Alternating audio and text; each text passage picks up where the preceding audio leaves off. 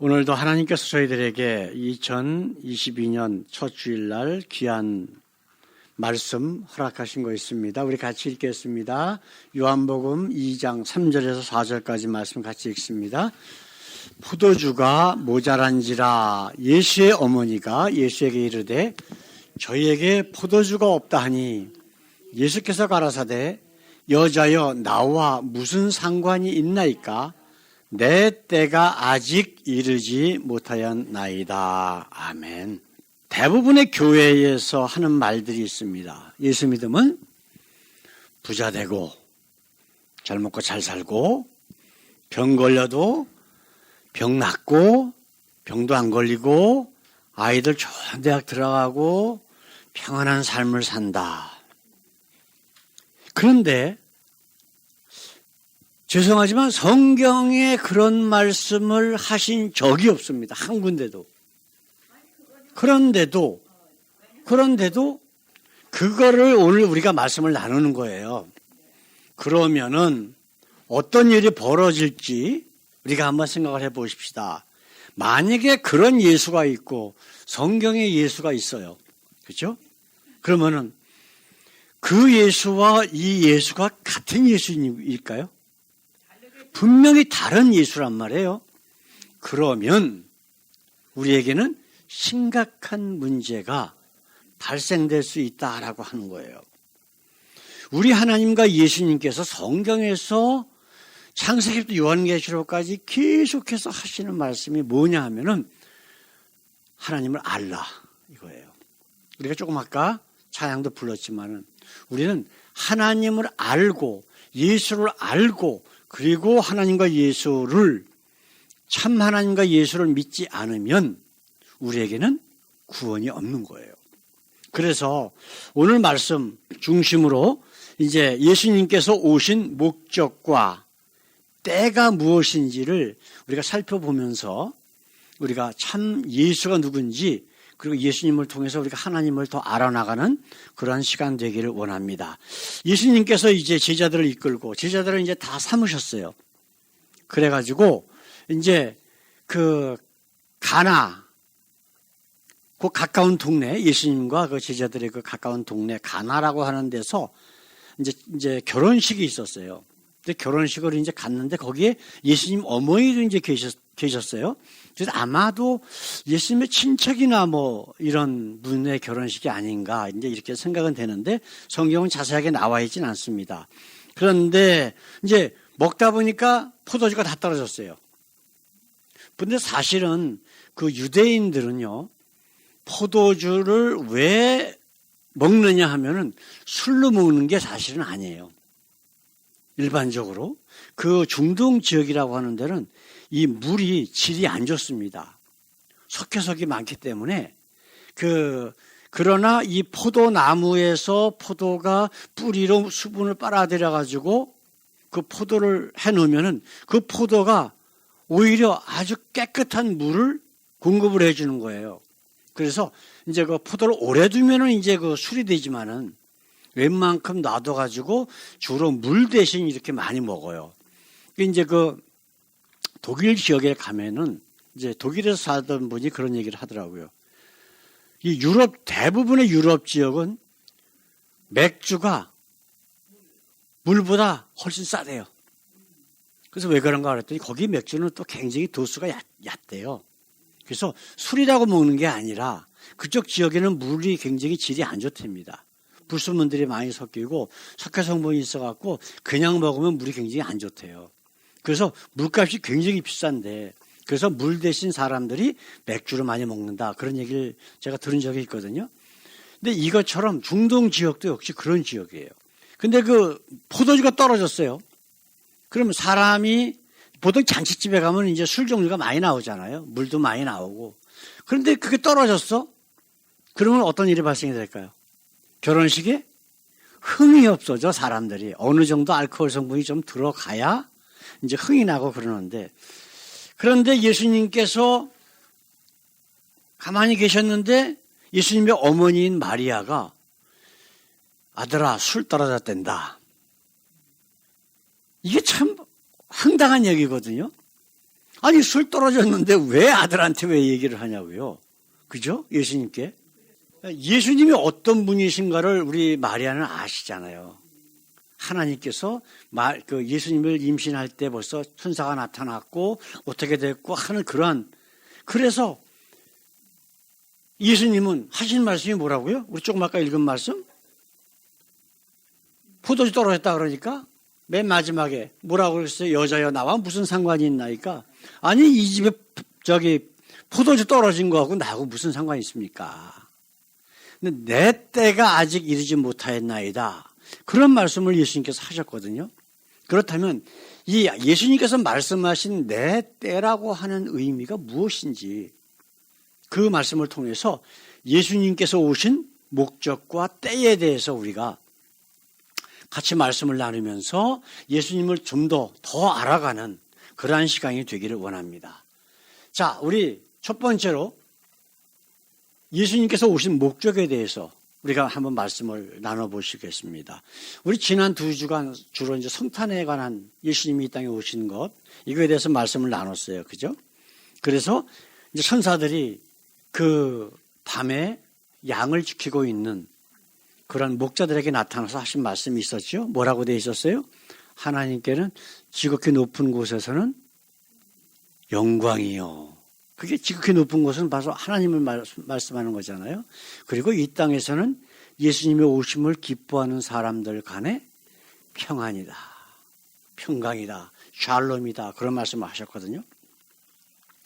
이 천사들의 말의 의미와 그 다음에 우리 침례 요한, 우리 지난주에 침례 요한과 성령 받기 전에 그 제자들의 모습과 이렇게 비교를 하면서 우리가 그럼 어떻게 살아야 되는가 라고 하는 말씀을 같이 나눴어요. 그죠? 근데 그 침례 요한이 예수님 보고 뭐라 그랬어요? 이 땅에 왕 되기 위해서 잘 먹고 잘 살기 위해 오신 예수님이라 그랬어요? 아니잖아. 뭐라 그랬어요? 세상 죄를 지고 가는 하나님의 어린 양이다. 그랬거든요. 사실은 이 말씀 가운데에 예수님이 이 땅에 오신 목적이 다 나와 있는 거란 말이에요. 그렇잖아요. 자, 세상 죄를 지고 간다라고 하는 것은 자기 죄를 진 게 아니라는 뜻이에요. 그죠? 그 세상 죄, 세상은 뭐예요? 우리 사람들을 얘기하는 거예요. 우리 사람들. 세상에 있는 모든 사람들을 위해서 그 모든 죄를 짊어지고 가신 어린 양이다. 근데 그 어린 양이 그냥 길을 쭉 걸어가는 걸 얘기하는 거예요. 어디를 향해서 걸어가는 걸 얘기하는 거예요? 죽음을 향해서, 십자가를 향해서. 그러면서 우리 출애굽기 12장에 있는 말씀 같이 나눴잖아요. 거기에 뭐라고 되어 있었어요? 마지막 모세를 통해서 하나님께서 이집트에 그 10번째 재앙을 내릴 때에 너희가 흠없고 점없는 1년 된 수 양을 잡아서 그 좌우 임방과 문설주, 문 사면에 바르고 그 안에 머물러라 그랬어요. 그렇죠?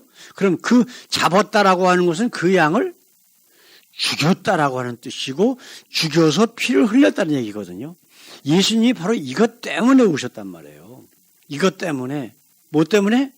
세상 모든 죄, 우리의 죄 다 짊어지시고 대신 죽어주기 위해서 이 땅에 오신 분이란 말이에요. 우리가 예수님을 뭐라고 불러요? 구세주, 주님 이렇게 부르잖아요. 그 주님이라고 하는 뜻은 원래의 의미가 뭐냐면요, 나의 주인 되신 분이라는 뜻이에요. 그럼 나는 죄의 노예가 돼서 마귀를, 사단을 주님이라고 부르진 않았지만 사실은 그 사단의 노예가 돼서 죄 가운데 살던 사람이었었는데 이제 그 모든 죄를 예수님이 대신 짊어지셨어요. 어떻게? 자기가 죽고 피를 흘림으로써 우리의 모든 죄를 다 짊어지셨단 말이에요.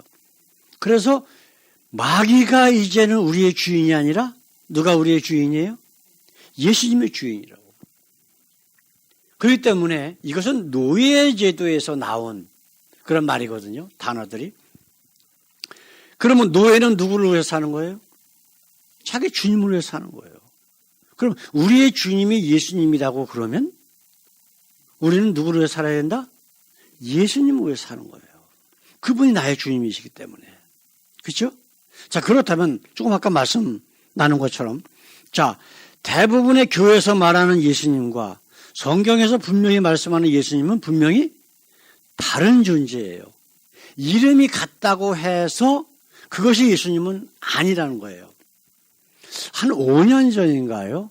어떤 그 유럽의 고고학자가 이제 이스라엘을 가서 뭘 이렇게 막 연구하고 뭐 찾고 뭐 어쩌고 하더니 책을 하나 썼는데 뭐라고 썼냐면은 예수님은 죽었다.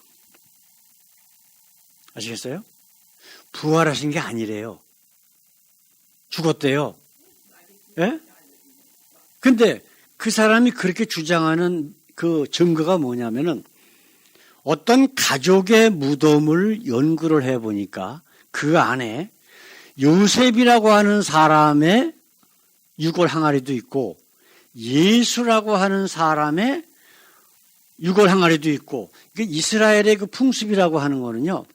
보통 이제 이 굴을 파가지고 거기에 가족 묘지를 삼습니다.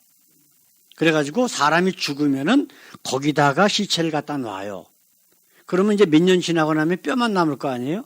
그런 그 뼈를 다시 이렇게 모아가지고 조그만 항아리 같은 데다가 그 뼈를 다 해가지고 그것도 집어넣어요. 그리고 이건 누구 하고 이름을 붙여놓은데요. 근데 그걸 보고 이 사람은 그렇게 얘기를 하는 거예요. 예수가 부활한 게 아니다. 죽어서 유골 항아리가 여기 있지 않느냐 그겁니다. 자, 그렇다면 그 예수는 분명히 부활하셨음을 한두 사람이 본 게 아니잖아요. 엄청나게 많은 사람이 봤다고. 거기다 분명히 죽었는데 40일 동안 돌아다니면서 말씀을 증거하고 하셨던 예수님 본 사람이 한두 사람이 아니란 말이에요. 예? 수백 명, 수천 명이 봤다고. 근데 이 고고학자는 예수님이 죽어서 거기 그 뼈가 그 안에 있대요. 그러니까 성경이 거짓말이다. 예수가 부활한 게 아니다. 이렇게 얘기를 하거든요. 자, 그렇다면 우리가 믿는 예수님은 많은 사람들이 보고 경험한 것처럼 분명히 부활하셨어. 그죠? 근데 그 사람이 말한 예수라고 하는 어떤 인간은 죽어서 뼈만 남아 있어. 같은 예수일까요? 틀린 예수잖아요. 이렇게 이름이 같다고 하더라도 그 예수가 정말 우리의 주인 되신 예수가 아닌 존재를 믿는다면 그것은 예수 믿는 걸까요? 아닐까요? 예수 믿는 거 아니라는 거예요. 그래서 성경은 알라 이슬람의 신 알라가 아니라 알래요. 예? 알아래. 어떤 하나님이 참 하나님인지 어떤 예수가 참 예수인지를 분간해서 알고 믿으라는 거예요. 그렇지 않으면은 아무 소용없다라고 분명히 말씀하고 있거든요. 제가 지금 얘기하는 것처럼 그렇게 직접 얘기하는 사람들은 없습니다. 하나도 없어요. 그런데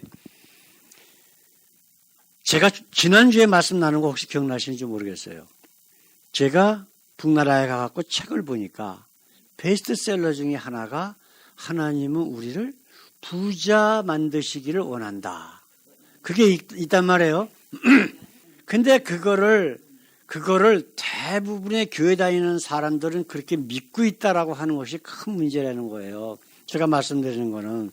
자, 그렇다면 지금 말씀드린 것처럼 우리 예수님은 분명히 뭐하러 오셨다고요? 우리의 모든 죄를 짊어지시고 십자가에 죽고 그리고 부활하시기 위해 우리에게 구원을 주시기 위해 이 땅에 오신 분이에요. 그렇죠? 그러면 예수님이 너희가 나를 믿으면 너희가 이 땅에서 잘 먹고 잘 살 거야, 부자 될 거야 하는 얘기를 한 번이라도 하셨나? 성경을 아무리 뒤져봐도 한 번도 얘기하지 않으셨어요. 오직 우리 예수님이 관심 갖고 있는 거는 우리의 죄, 그죠? 우리의 죄에 대한 용서, 그리고 하나님의 나라, 이거 외에는 없으셨단 말이에요. 자, 두 번째로, 그 예수님께서 하신 말씀이 뭐라고요? 내 때가 아직 이르지 않았습니다. 라고 엄마한테 얘기를 했단 말이에요. 자, 그렇다면 그 예수님의 때라고 하는 것이 뭐냐라고 하는 거예요. 예수님이 메시아 되신 것은, 예수님께서 우리의 주님 되신 것은 예수님이 죽어야 완성되는 거예요. 아시겠어요? 예, 예수님이 죽지 않으면, 피를 흘리지 않으면 우리를 위해서 어린 양으로서 하나님께 드려지는 제물이 아니었다면 예수님은 그냥 하나의 선지자로서의 역할로 끝나셨을 거예요. 그러나 예수님의 때라고 하는 것은 자기가 죽을 때를 얘기하시는 거예요. 그래야 구원이 이 땅에 오신 목적이 이루어지기 때문에, 완성되기 때문에 그렇게 되는 거거든요. 자, 계속 말씀드린 것처럼 예수님은 이 땅에 죽으러 오셨어요. 어린 양으로서 우리의 모든 죄를 짊어지고 죽기 위해 오신 거거든요. 근데 그 죄가, 모든 죄의 삭은 사망이라 그랬거든요. 그리고 예수님이 십자가에 매달린 자마다 다 저주받은 자라고 성경은 기록하고 있는데, 그러면 예수님께서 십자가에 매달려 죽으신 것이 누구의 죄 때문이냐? 분명히 예수님은 죄가 없으신 분이라고 성경은 그렇게 많이 이야기를 하고 있거든요. 흠없고 점없는, 예? 어린 양을 잡으라고 했거든요. 그래야 그 양이 나의 모든 죄를 짊어지고 대신 죽어주는 거란 말이에요. 이것이 구약에서 오랫동안 있어 왔던 하나님의 제사법이거든. 근데 그 양이 아무리 그렇게 양을 잡아서 대신 죽고 내 죄가 사해졌다 그래도 대속죄일이라고 하는 1년에 한 번씩밖에 없어요. 1년에 한 번.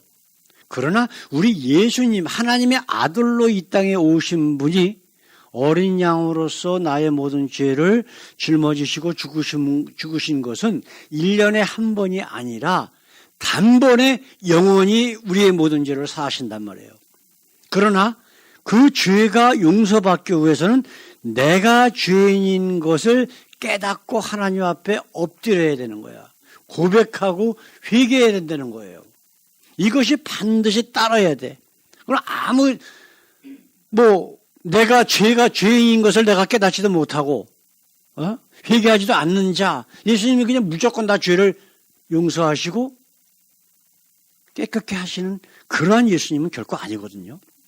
분명히 이것이 성경에는 우리에게 말씀하고 있다라고 하는 거예요. 자, 이 장면이 우리가 지금 읽은 말씀에 가리키는 이 가나의 혼인잔치는 예수님께서 공적인 사역을 이제 시작하시는 거예요. 이제 시작하실 때거든요. 그러니까 당연히 예수님은 내 때가 아직 이르지 않았다. 근데 그게 참 예수님이 어떤 분이신가, 참 아주 효도하는 아들인 것 같아. 그죠? 나하고 아무 관계없다. 이 혼인잔치는 내가 이 땅에 온 목적이나 모든 것하고 아무 관계없다라고 이야기하시면서도 어떻게 하셨어요? 물을 포도주로 만들어 주셨다고. 왜냐하면 어머니의 그 간청 때문에. 예? 자, 그런데 우리 예수님의 때에 대해서 한번 우리 생각해 보십시다. 이제 겟세마네 동산에서 기도하시고 하신 말씀이 있습니다. 우리 같이 한번 읽어볼까요? 같이 읽습니다. 마가복음 14장 41절. 세 번째 우사 저에게 이르시되 이제는 자고 쉬라. 그만이다. 때가 왔도다. 보라 인자가 주인의 손에 팔리우느니라. 이 말씀이 바로 마지막 만찬까지 하시고 자신이 어떻게 죽을 것이다. 그런 얘기를 갖다가 이제 여러 번 제자들에게 하셨잖아요. 그리고 이제 그 대제사장들의 손에 붙잡혀서 이제 죽임을 당하실 그 전에 이제 겟세마네 동산에 기도를 하러 가셨어요. 근데 성경에는 거기 가서 항상 기도하시는 그런 장소란 말이에요. 가룟 유다도 거기를 알 거 아니에요. 그죠? 예수님이 거기서 항상 기도하시는 데니까. 근데 제자들을 데리고 거기 가셨는데 예수님께서 제자들 보고 내가 저기 가서 기도하고 있을 테니까 나를 위해서 기도 좀 해달라. 그러고 가셨어요. 그리고서 기도하시다가 와보니까 또 신나게 자고 있어. 그래서 또 깨워가지고 또 기도해달라. 이것이 세 번째가 된 거예요. 세 번째 됐는데 여기 돼 있죠? 세 번째 우사. 그런데 이제는 바로 가룟 유다가 대제사장의 종들하고 같이 예수님을 잡으러 올 때가 된 거예요. 그래서 하시는 말씀이 뭐예요? 때가 왔도다. 이제 내 때가 왔대. 자기 때가 뭐예요? 죽을 때. 예? 우리는 보통 값없이 받은 은혜 뭐 그런 얘기를 하잖아요. 근데 우리 측에서는 값없이 받은 거야. 내가 한 게 아무것도 없어. 그죠? 나는 죄인 중에 괴수고 어차피 나는 지옥 갈 수밖에 없는데 예수님을 통해서 그 은혜로 말미암아 하나님의 자녀가 되는 귀한 선물을 받았거든요. 자, 그렇다면 예수님의 입장에서 한번 생각해 보십시다. 예수님은 값을 하나도 안 치르셨을까요? 아니요. 인간이 당할 수 있는 고통 중에서 가장 큰 고통을 당하셨어요. 누구 때문에? 나 때문에. 나 때문에. 나 같은 죄인 하나 구원하시기 위해. 세상 모든 사람들에게 하나님의 나라라고 하는 영원한 생명이라고 하는 귀한 선물을 주시기 위해 예수님이 그 모진 고난을 당하시고 죽고 피를 흘리시고 그러셨단 말이에요. 이게 바로 예수님의 때가 가까이 온 거예요. 그리고 이제 또 한 가지 우리가 그거를 우리 예수님은 아셨단 말이에요. 그렇죠? 아셨어.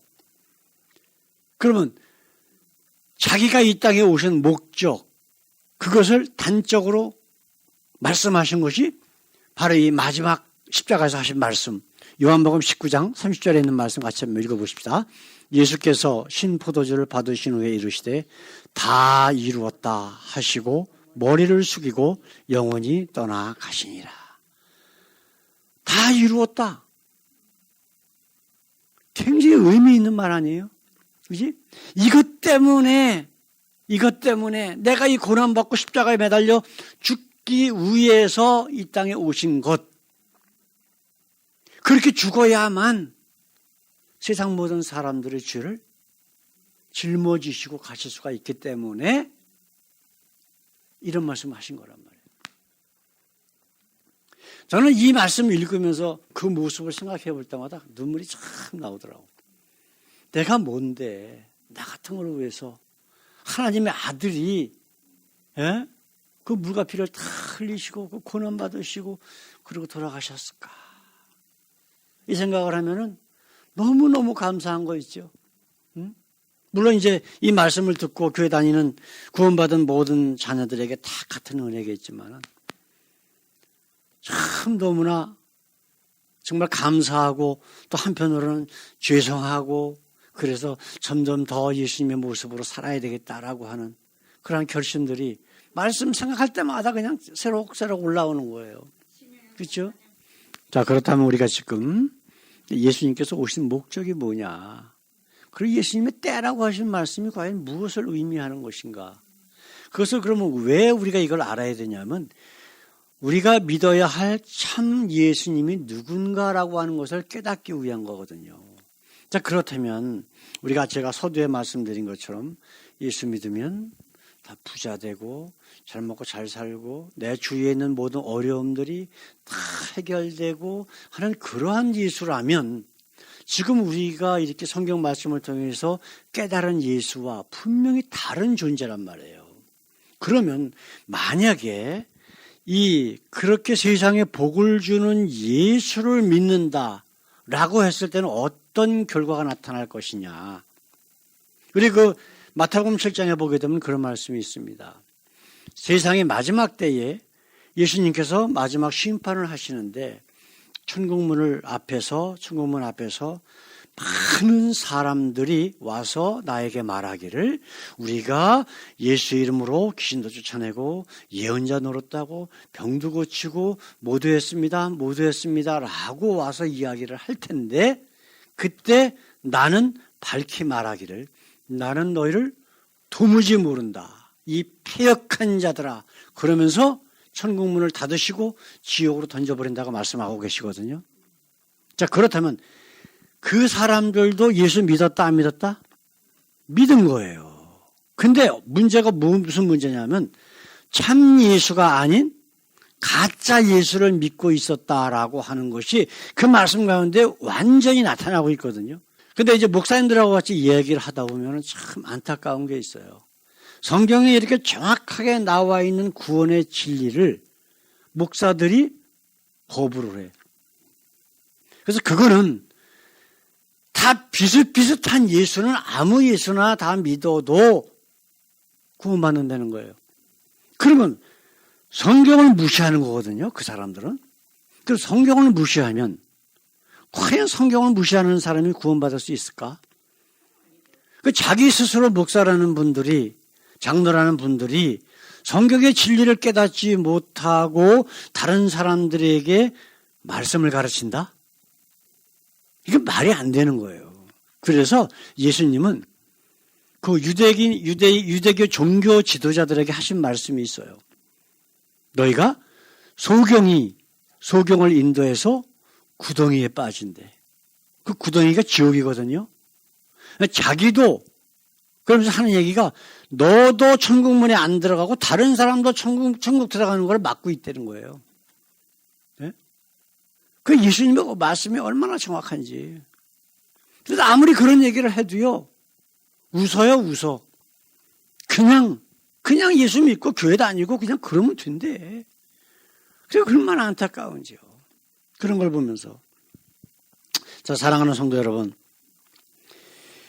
영원한 하나님의 나라는 분명히 예수님이 요한복음 17장 3절에 있는 말씀에 적용이 됩니다. 뭐라고 말씀하셨냐면 영생은 오직 유일하신 참 하나님과 그가 보내신 아들 예수 그리스도를 아는 것이다라고 말씀하고 있어요. 안다라고 하는 단어는 히브리어 뭐라고요? 야다라고 하는 의미는 함께 살면서 알아간다라고 하는 뜻이에요. 내가 듣고 우리 목사님이 얘기해서 누가 얘기해서 뭐 TV에서 어떤 목사님이 설교하는데 이거 소용이 있다 없다? 소용없는 거예요. 알아야 된다는 거. 그래서 조금 아까 마태복음 17장 17장에 있는 말씀, 마태복음 7장에 있는 말씀, 나는 너를 도무지 모른다라고 하는 그 사람들은 분명히 예수 믿고 만약에 이적도 많이 행하고 그랬던 사람들이에요. 근데 예수님께서 모른다라고 하셨다는 것은 정말 참 하나님과 그가 보내신 아들 예수 그리스도와 함께 살아본 적이 없는 사람들이라는 뜻이에요. 이게 바로 구원의 진리란 말이에요. 코끼리가 이제 큰 코끼리가 있어요. 장님들이 여러 명이 오셔가지고 다 만졌어. 근데 그분들이 그러면 이야기하는 그 코끼리가 어떻게 생겼냐, 어떤 존재냐, 어떤 동물이냐라고 했을 때 그 말이 같을까요, 틀릴까요? 다 틀려요. 이것처럼 제 선배님들 중에서 쌍둥이들이 있거든요. 보기에는 똑같아. 같은 사람이에요, 틀린 사람이에요? 다른 사람이라고요. 이것처럼요. 예수 이름, 하나님 이름 붙었다고 해서 다 예수가 아니고 다 하나님이 아니라는 거예요. 그렇기 때문에 알라 번제보다 제사보다 나를 알기를 원하노라. 이적을 베푸시고 내가 여호와인지를 저들로 알게 할지니라. 엄청나게 성경에 많이 나온단 말이에요. 그래서 우리가 열왕기 상하를 몇 달 동안 이제 쭉 했지만은 거기에 나오는 게 뭐예요? 하나님께서 가증히 여기시는 게 있었다 그러는 게 뭐라 그랬어요? 솔로몬의 죄. 그 다음에 느밧의 아들 여로보암의 죄. 그렇죠? 이들에게 그것이 죄악이라고 하셨던 하나님께서 말씀하신 그 이유는 단 하나예요. 참 하나님이 아니고 거짓 하나님을 만들어서 그것을 믿게 한 그 죄를 말씀하시는 거란 말이에요. 자, 우리는 선택을 해야 돼요. 그죠? 어떤 하나님, 어떤 예수 믿을 건지. 세상 복락을 준다라고 하는 그런 하나님과 예수를 믿을 겁니까? 아니면은 세상에서는 환난을 당하나 담대하라 내가 세상을 이겼노라 하시면서 다 이루었다라고 십자가에서 말씀하신 그 예수를 믿을 것인가? 바로 누구 몫이에요? 저와 여러분들 개인 스스로의 몫이란 말이에요. 어떤 예수를 선택하고 어떤 예수를 믿을 거냐에 따라서 우리는 영원한 생명, 하나님의 나라를 소유할 수도 있고 가지 못할 수도 있고,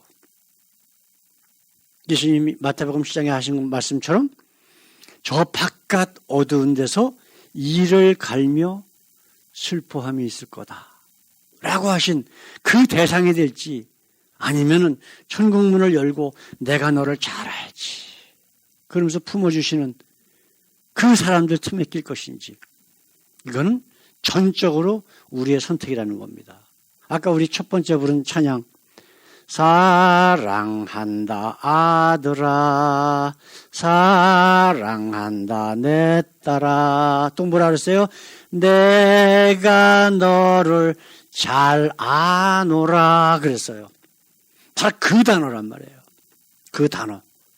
내가 너를 잘 알지. 네가 이 땅에서 육신의 생명이 있을 때 내가 너와 함께 살았지. 그러면 잘 아실 수밖에 없는 거죠. 그죠? 전혀 모른다? 살아본 적이 없기 때문에 전혀 모른다라고 그러시는 거예요. 그 사람은 가짜 예수,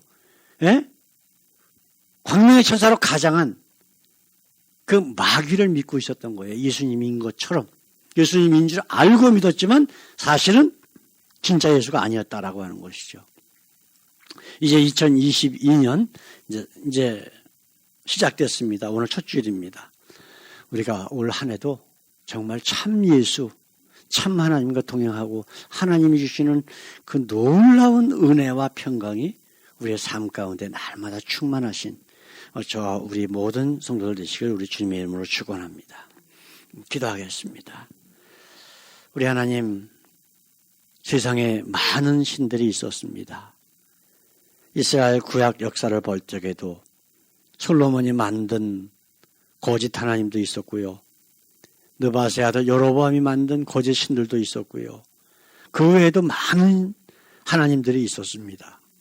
그러나 하나님, 그 중에서 유일하신 참 하나님은 오직 한 분뿐이신 것을 우리는 다시 한번 깨닫습니다.